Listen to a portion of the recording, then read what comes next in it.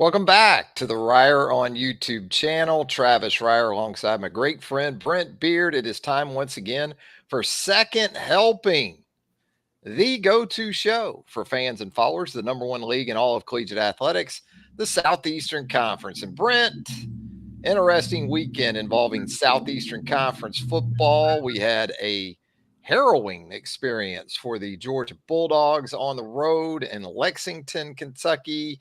We had some more non-conference action. Some of that went quite well for the Southeastern Conference. Yes. Some of it, not so much. We had quarterback news around the league. So no shortage of topics once again. Yeah, and it's our show mascot, Chino makes an appearance.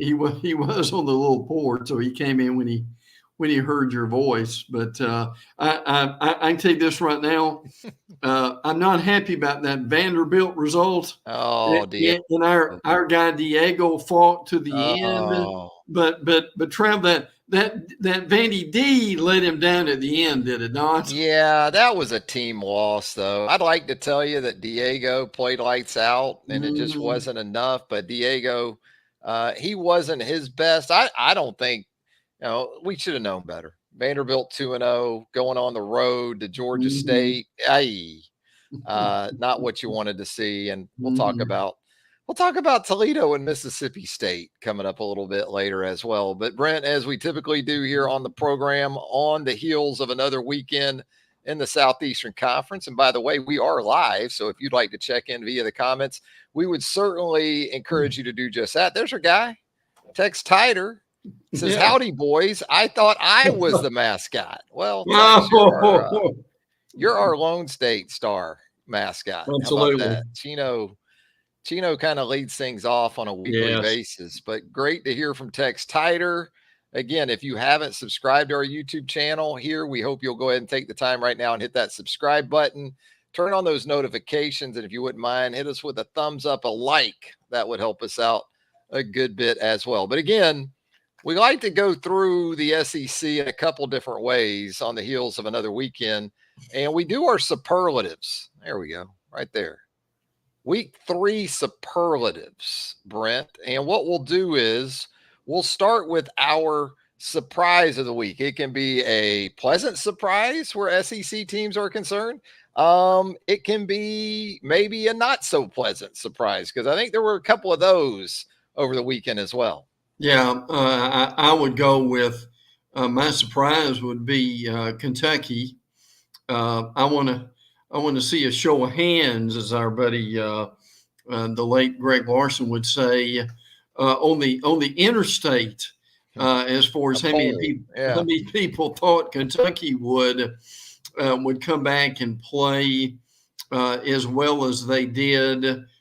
Just a stout performance by the Wildcats in a difficult 13-12 loss. I get the fact that Travis and Mark Stoops have gone for that on 4th down instead of punting the ball. But and I'll never forget something Wimp Sanderson. I know this is basketball, but people will get it. Wimp Sanderson said one day, he said, you can never tell how players are going to play from one game to the next. And wouldn't Kentucky a great example of that, Trav? Every week truly is different. I know, last week it was Alabama fans that were up in arms following that close call with South Florida. And this week it's Georgia fans, after a 1-point win on the road at Kentucky. That was retro football up in the Commonwealth Saturday night. And that was like Vince Dooley against Jerry Claiborne or something. Yeah, really. From back in the day. But the Dawgs do get it done. Not a prolific night offensively for Mike Bobo's group, to say the least. Kentucky defensively give the Wildcats a lot of credit, but Georgia's defense ultimately, when it mattered the most, took care of business.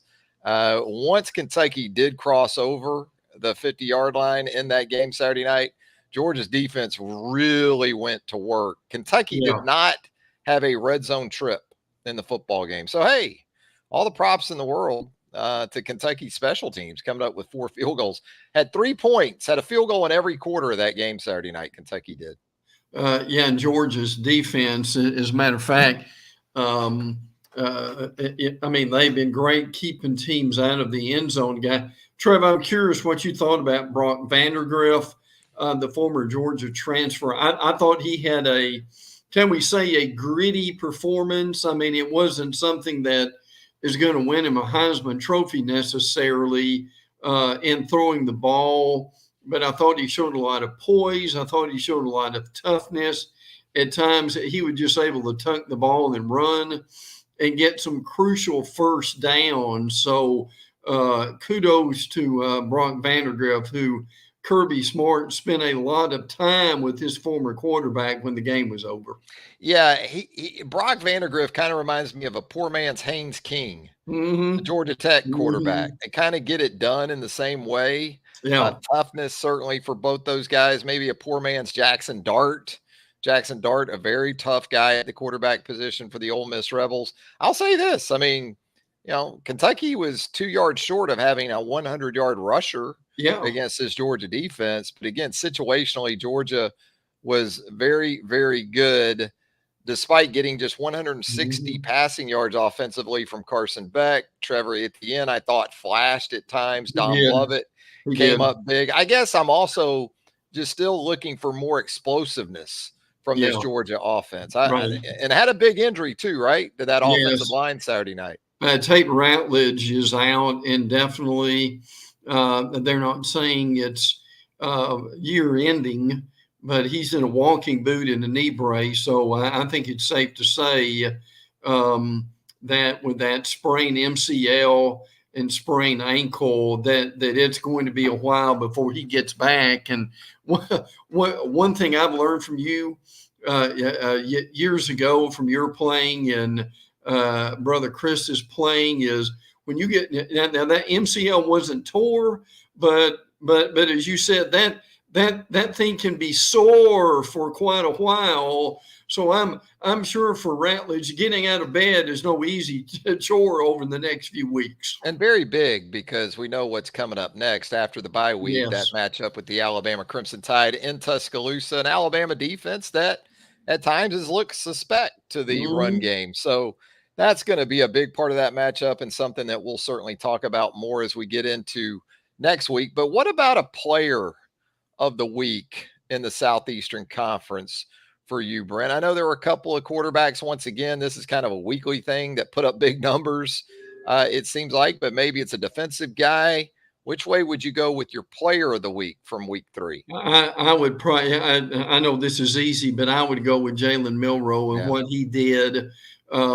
I mean, didn't have to throw a lot, but when he did, 12 of 17, nearly 200 yards, 3 touchdowns, added 75 yards rushing and 2 touchdowns. Really a incredible performance. You could see the improvement in Jalen. Certainly some toughness. I like the design plays that they've got for him.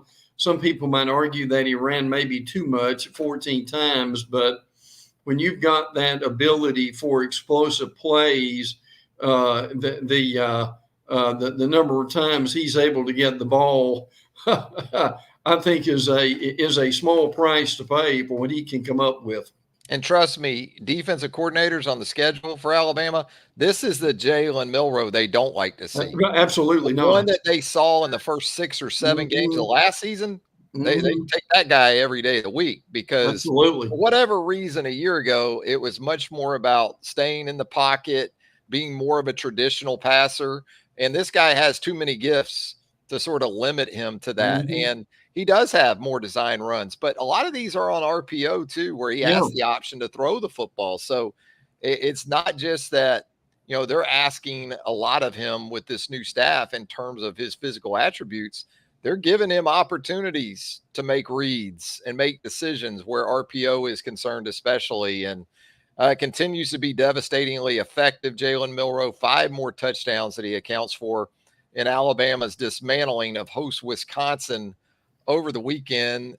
That was the sort of performance from Alabama in general that I'm sure Alabama fans had more in mind when you talk about really all three phases. Did miss a field goal from the transfer, Graham Nicholson, but James Burnett was lights out punting the football. Defensively, again, still wonder a little bit about that group against a legitimate run offense like the one it's going to see in a couple Saturdays from Georgia. But otherwise, takeaways were there, explosive plays on offense, continued red zone success. Ryan Williams, the freshman receiver, continues to play at a high level. The running back situation is very, very good. Got dinged up a little bit in that game, but it sounds like a couple of those guys, Malachi Moore, who's very important, obviously, to what Alabama does, should be okay, you would think, for Georgia. But Quay Roussel, the edge defender, maybe some question about him, Brent. Richard Young, the third-team tailback, goes down. They've got some guys that they got to get right before that matchup with Georgia. I'll tell you what, and they don't really have a clear picture yet. I think of Richard Young. That may take a day or two. Roussel was extraordinarily important, I think, for depth later on the year, the way this season is going to play out. But one group that they were really together, and I think we were waiting on this to see how this is going to happen. But that offensive line with Proctor and Booker and Brassford and Roberts and Pritchard, I mean, when you look at those numbers, they combined, Trav, they allowed 2 pressures. They had 2 penalties. So overall, that group at times really took over the game, didn't they? This was a team in the South Florida game that struggled at times to protect with 6 or 7 guys. Yeah, really. And what we saw as Saturday's game moved on, as you pointed out so succinctly there and accurately, is that, Caden Proctor, that left tackle position, can cure a lot of what ails you on an offensive line. And they were able to protect pretty well with just 5 guys on more than a few occasions. So that's extremely encouraging, again, with knowing what's coming up, because it's not just Georgia. Missouri will stress you. Yes. We're finding out South Carolina has a legit defensive line situation now that Alabama will see in early October. And that's before you get to Tennessee, who obviously likes their guys up front a good bit as well.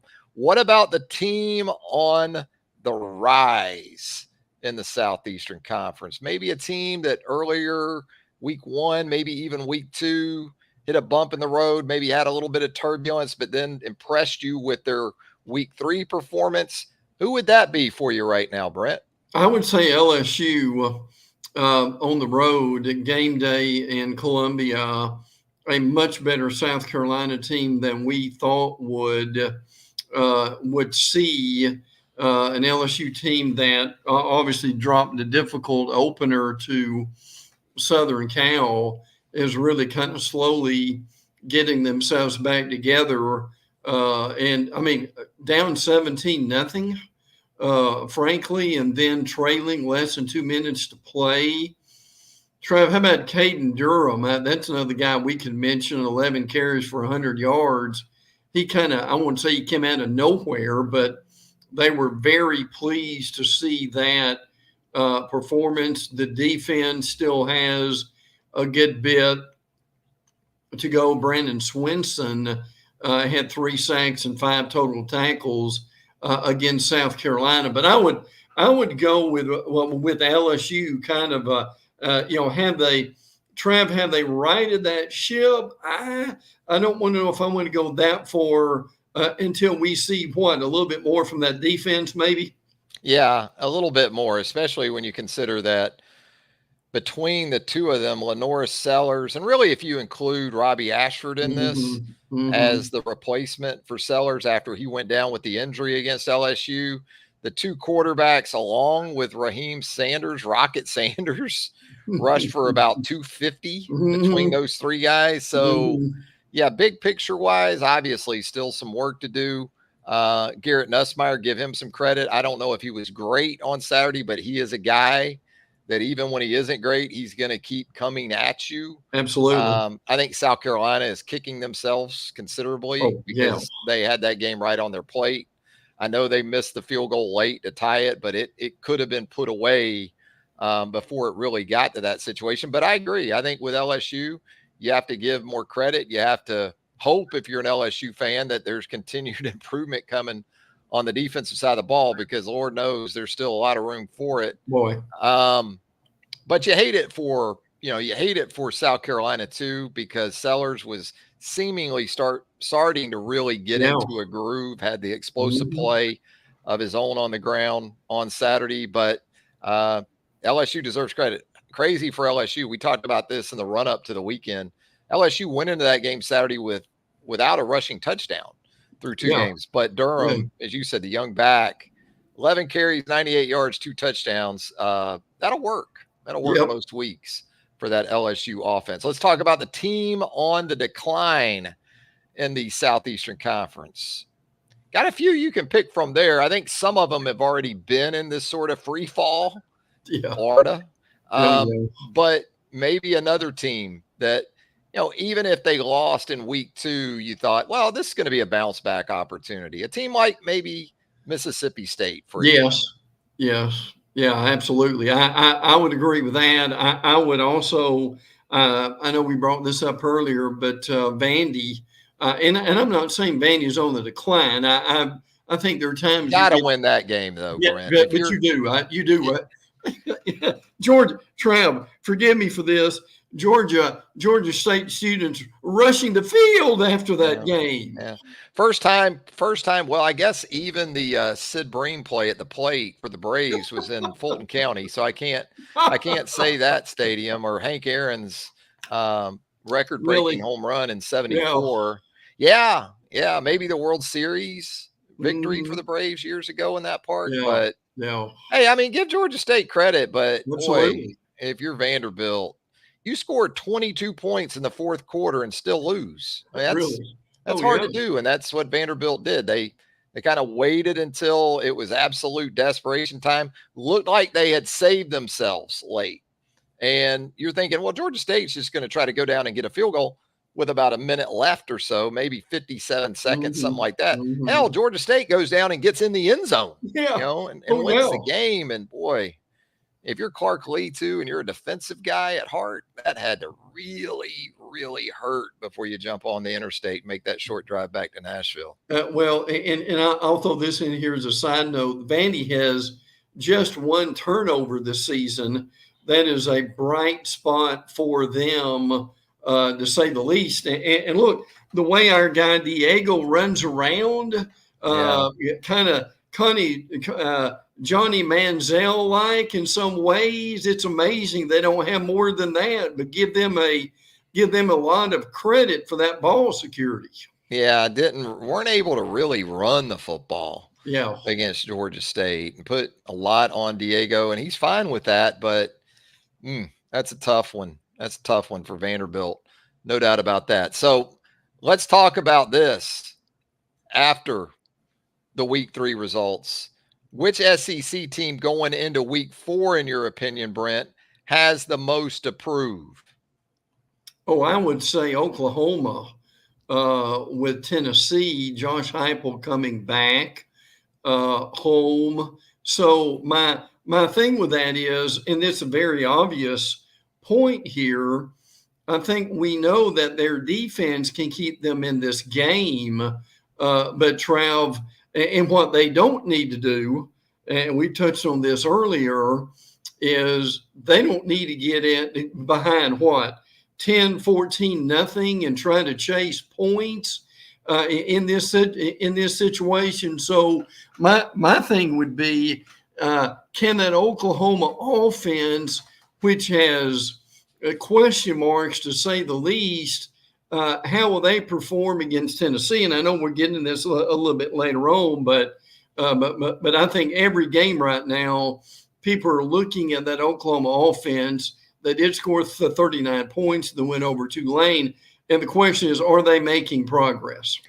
Caught a lot of heat back in the preseason. We did our reasonable expectations for teams across the SEC. We went team by team, and a reasonable expectation I had for Oklahoma wasn't all that favorable. Not a prediction, But based on how the first 3 games of SEC play lay out for Oklahoma with Tennessee this week, then at Auburn, and then Texas and Dallas, and I still feel like today it's a possibility at least that Oklahoma could start SEC play 0-3. Now, I know Auburn has been anything but world beaters through the first couple of 3 weeks, but with the quarterback change, we'll see. That game's still going to be played at Jordan-Hare. And the problem I continue to have is that Jackson Arnold, once a game at least, puts that team maybe in a tough spot. Most recently with a pick 6 against Tulane. Defensively, I'm with you. I'm ready for that Saturday night. Yeah. I'm ready to see Danny Stutzman and that Oklahoma defense against Nico and all those guys, Dylan Sampson, and that Tennessee offense. But the offense for Oklahoma is going to have to give them something. And the concern I have for Oklahoma too is we know that there's turnover on that offensive line. You've talked about that more than anybody. Yes. And we know what Tennessee feels like it has in that defensive front. So that could be a tough matchup for the Sooners coming up this week. I like that pick there of OU as the team with the most to prove. So let's look around the SEC in terms of other performances of note. We talked about LSU, South Carolina. We talked about Alabama, Wisconsin. I guess the team of the week easily could have been the Missouri Tigers because Missouri was the only SEC team over the weekend in a matchup against top 25 competition in Boston College. And look, that game kind of lived up to it, man. Boston College, impressive early. Missouri answers, physicality. I thought, pretty good quarterback play. Maybe the difference in the game is Castellanos turns it over a couple of times for BC. And, we wondered about a continuation of that defensive effort that we had seen under Blake Baker at Missouri before he moved on to LSU. And so far that looks pretty good, Brent. It does. And Trav, the guy I want to mention about Missouri, that thicker kicker is no longer there, but Blake Craig. What about Trev? What about 4 out of 4 and had a significant 56-yarder before halftime? So is there a kicker factory somewhere in around that university? But boy, he really came up big in that game, didn't he? He did, and the run game was what Missouri needed it to be with Nate Noel. 121 rushing yards. Your guy, Luther Burden, wondered a little bit about him from a health perspective going into that game. He answers with 6 catches for 117 and a touchdown, and he really didn't get going until the second quarter, it seemed like. So Brady Cook continues, to kind of still, crazy as it sounds, under the radar, perform at a very nice level at the quarterback position for the Missouri Tigers. So nice win for Missouri. Our guy Diego going to take on Mizzou coming up here next. And, this is crazy to think about in that it's week 3 and we had choices for superlatives of biggest surprise and team on the decline. And I guess we're so far beyond Florida already. 3 weeks in. Neither one of us had Florida for the biggest surprise in that they were thumped on their home field by the Texas A&M Aggies, and we didn't even consider Florida for team on the decline because we already knew that. We already figured that after 2 weeks of the season, I guess. Well, there's so many issues here.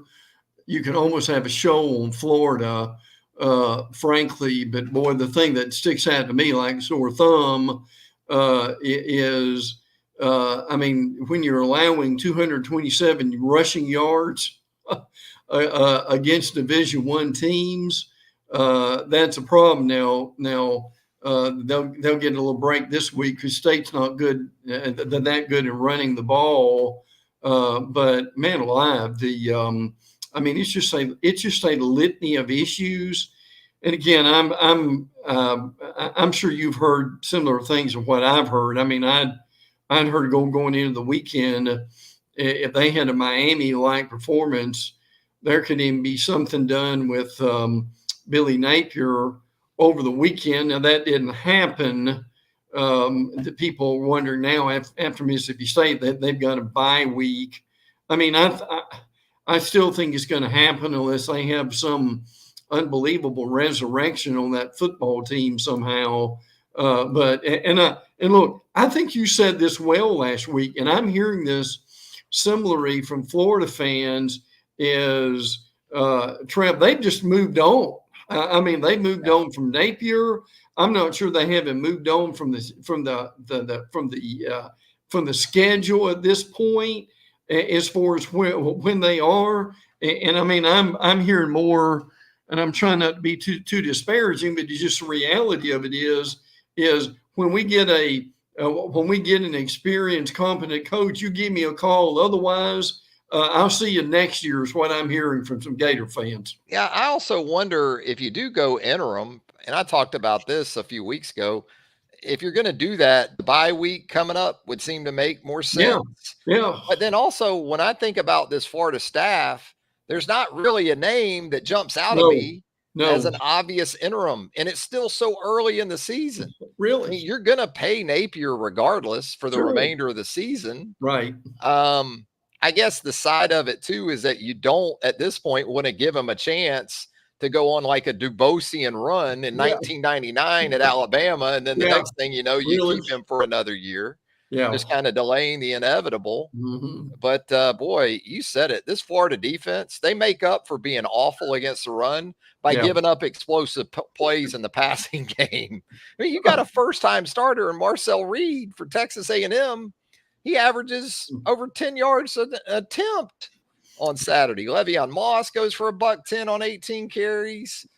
It's rough, man. It's rough. And boy, you said it with this game, and we'll talk about Mississippi State coming up here in just a little bit after that performance against Toledo in Stark Vegas Saturday night. Couple of the very worst run defenses around in those two.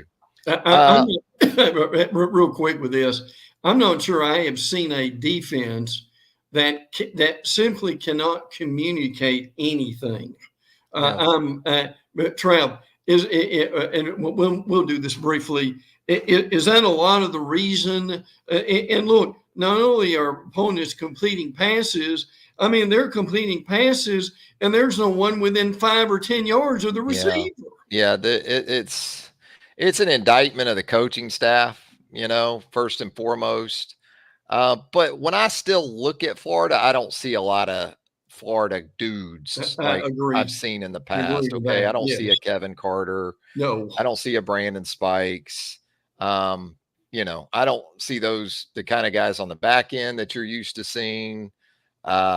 It's a problem in a number of areas for Florida right now. Let's talk about the Arkansas Razorbacks picking up that second win of the 2024 campaign. Had to work for it. UAB goes into Fayetteville, jumps on the Hogs early. Hogs sleepwalking a little bit after that close loss out in Stillwater the previous Saturday.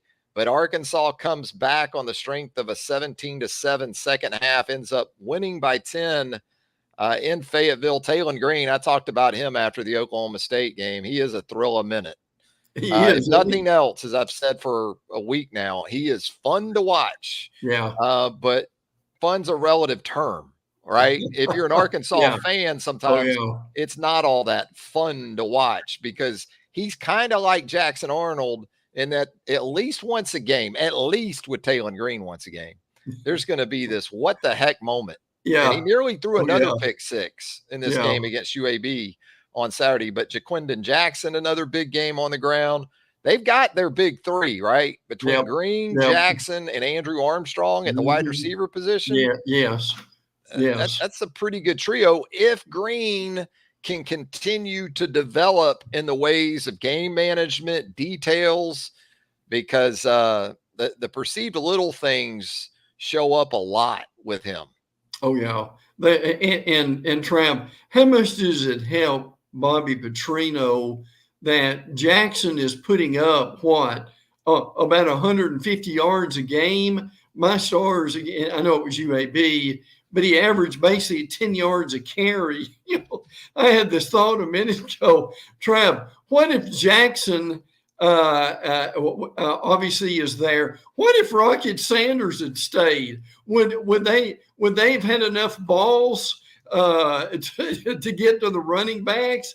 What in the world would that have looked like? But look, Jackson's becoming a superstar before our eyes, isn't he? He is. I'm happy for Rocket Sanders, but I get the sense that Arkansas felt like it was upgrading Yeah, at the yeah, running back position, and so far it's hard to argue with that that based really on is. Jackson's production to this point. Again, good to see Sanders having success at South Carolina as well.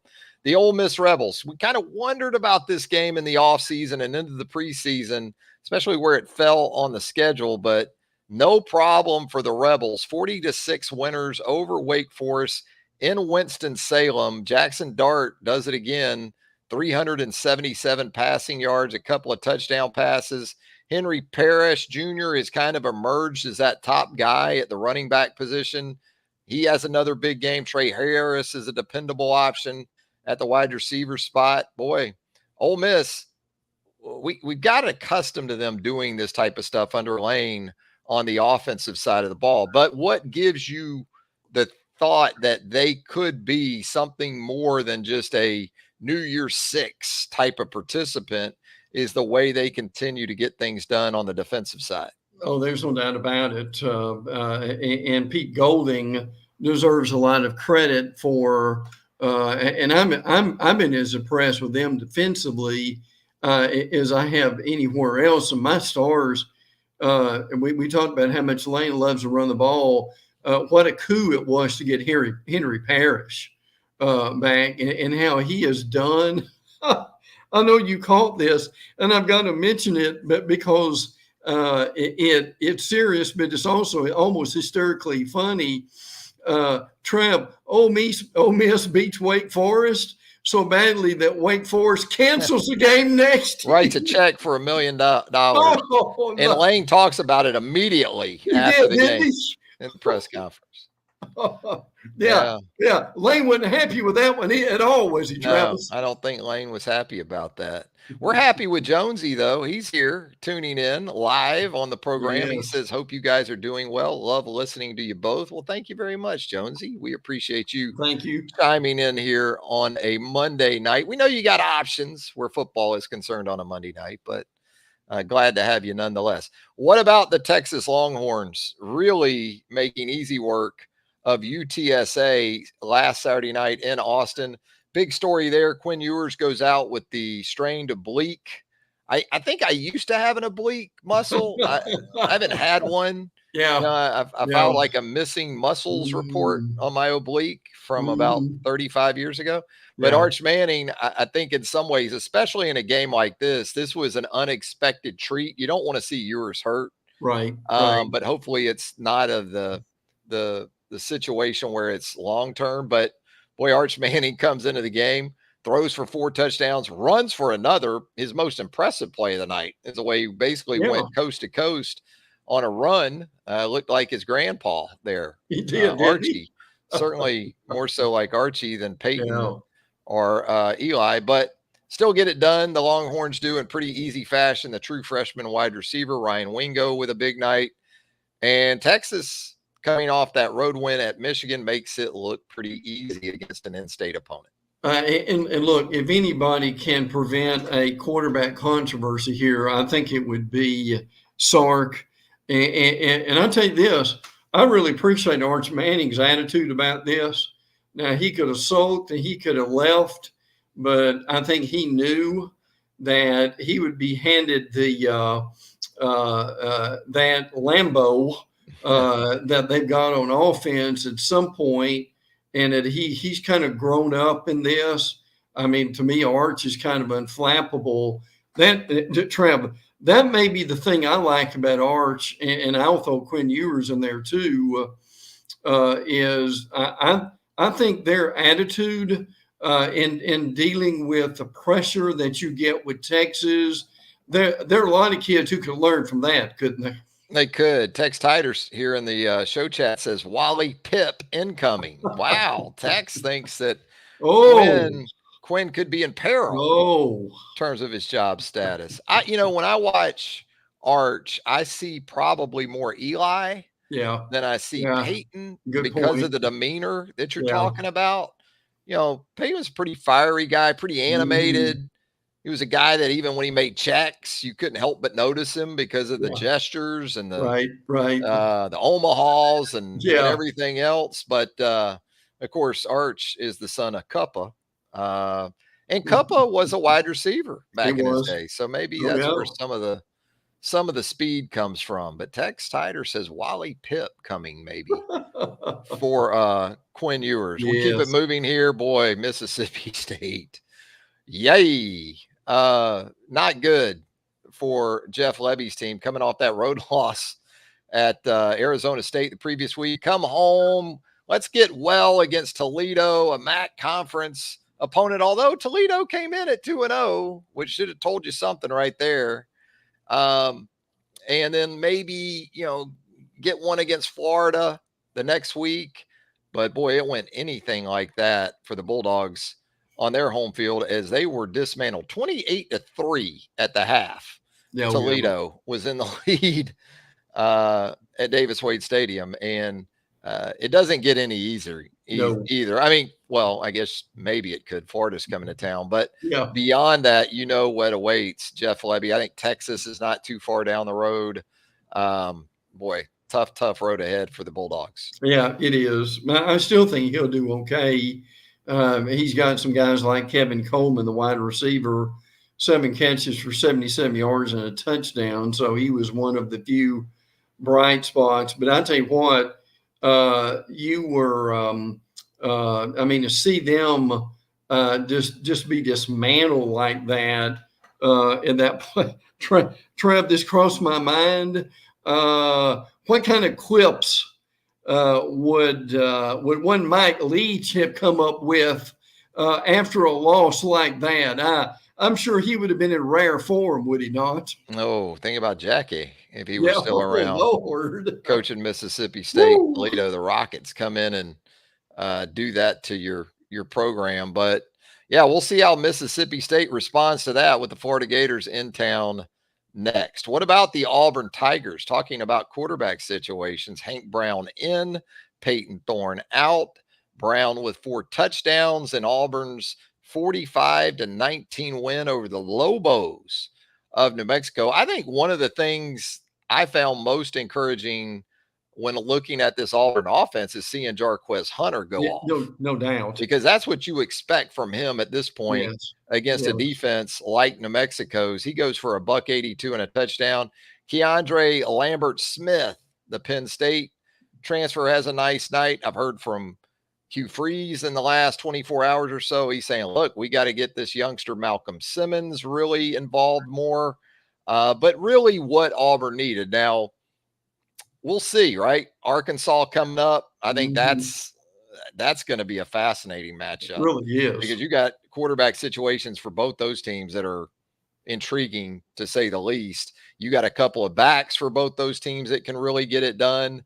But at least for this night, Hank Brown shows you what you want to see, I got to think, if you're an Auburn fan. I'll tell you what, the point you made about the running game really needs to be repeated. I mean, listen, Hunter was breaking tackles. He was shifting and moving, and unlike I'd seen him in a long time. And that running game is going to take a lot of pressure off of that Auburn passing game. Now, look, you and I both know when you get into the league, for Hank Brown, there's going to be some real growing pains coming up. So he certainly has something to build off of. He got some confidence. But Trav, you and I both know over the next few weeks, that Auburn passing game is going to be tested severely starting on Saturday. Yeah, it'll be interesting in terms of how you can protect Yeah. Hank Brown too with that offensive line. But if you can run it in a fashion similar to what we saw from the Tigers in their latest outing, that would certainly help in that regard as well. Keeping it moving here, a MAC team that didn't have such a good time in the Southeastern Conference on Saturday night was Kent State. Boy, look at that halftime score. 64 5 to nothing at the half. Tennessee with a school record 37 first quarter points. Nico Iamai Lava throws for 173 yards and a touchdown. Dylan Sampson, Deshaun Bishop in the run game, Dante Thornton, those receivers. Tennessee gets a shutout on the defensive side. This was a kind of physical and psychological lift I think you want going into that matchup on the road and a homecoming for Josh Heupel coming up out at the University of Oklahoma. I'll tell you one thing too, in their running game, and I understand it was Kent State, Dylan Sampson basically has 100 yards every game. Bishop ran for 120. They averaged 17 yards a carry. Man, that's going to take pressure off of anybody when you think about that. So, but again, and my question to you, Trav, you're up 30 to nothing. That onside kick. Yeah, was Heupel? Did Heupel want to get that on the film for somebody, and just decided he needed to try that out then? Well, you do that. That's when you get Eli Drinkwitz telling you at midfield, "We stand on business." Josh, remember that? Yeah, absolutely. Tennessee, Missouri post game last year. Oh yes. Yeah. But Heupel's got a little Spurrier or something in him. I can't quite figure him out, but. Yes. Boy, 71 points with 65 of those coming in the first two quarters. Just two field goals for Tennessee in the second half. Pretty much shut it down. And again, the matchup in the Southeastern Conference coming up this weekend with the Oklahoma Sooners in Norman. You're going to have Alabama on the bye. You're going to have Georgia on the bye, obviously. We'll have plenty of games to look at, though, coming up later in the week here on Reier on YouTube here on Second Helping. But, Brent, anything else before we get out of here? I just remember this, and this may have been just someone making this up, but I'm wondering if you heard this. As I read something today that that after the game Saturday night, and I tend to believe this is just urban legend, but Kirby had the Dawgs out practicing on Sunday morning at 8 o'clock. Wow. Have you heard anything like that? I didn't. I haven't heard that. I mean, there are teams that do practice on Sunday. Yeah, they do. But that's planned. Yes. Now, I know Saban's teams never practiced on Sunday. Right. So I would assume that Georgia typically doesn't. Yeah. So if that happened to be the case, that would seem newsworthy. But I don't know. Yeah. If it happened, we'll know sometime this week. Yeah. Just hope they weren't out driving early Sunday morning. Oh my, really? And with that, Brent, I think we'll peel out of here. Yeah. On the latest edition of Second Helping. Brent, always a lot of fun. We'll get together later in the week and we'll preview another big weekend of SEC action. Good, pal. Look forward to it. Always enjoy it, and I hope everybody has a great week. And thank you for to all the folks who listen and watch tonight. Yeah, the live viewers, and we appreciate you. And again, if you haven't subscribed to the channel as of yet, please go ahead and hit that subscribe button right now. Hit that notification bell. That way you're alerted to all of our content as it drops here on the channel. Also, a thumbs up would help us out as well. Travis Reier for Brent Beaird. Once again, thank you. And until next time, so long, everybody.